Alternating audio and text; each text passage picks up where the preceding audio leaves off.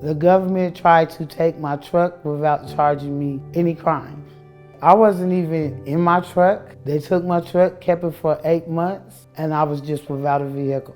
Civil forfeiture laws enable the government to take a person's cash or property without even charging them with a crime, much less convicting them. People's cars, that's how their livelihood almost, especially when they worked hard to get it and make these payments every month. When you take that vehicle, you're taking away transportation for doctor's appointments, transportation for kids, transportation for work. When they took the truck, I was just like devastated and didn't know what I was gonna do. They told me, we'll give it back to you, just wait and call the sheriff's office in a day or two. When nobody responded back, then I was told I had to get an attorney. I was told it's not worth the money, just let them keep it and go get you another vehicle. I refused to do that. But emotionally, while they had that car, them 8 months, I was just distraught. But when I went to Kansas Justice and met Sam, and Sam got right on it, I felt more relieved. And the outcome, I was just excited. When Sam called me and said you could go get that truck, when they gave me them keys, I kissed my whole truck. That's how excited I was that I was getting my truck back. If I wasn't with Sam and Kansas Institute, I would not have my car back. In forfeiture cases, the deck is stacked against the average Kansan.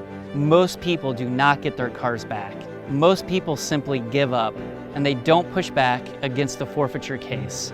I'm incredibly happy that Kansas Justice Institute was able to step in and get our clients their cars back, especially because they didn't do anything wrong. They were never even charged with a crime. In Kansas, 90% of seized property is never returned to their owners. The government trying to keep my vehicle and I did not commit a crime. I asked the police department if I was able to get my vehicle back. They told me no, and then about a month later, I got paperwork in the mail saying if I reply to this, then I'll get it back. Because I had to have a car, I had to walk everywhere.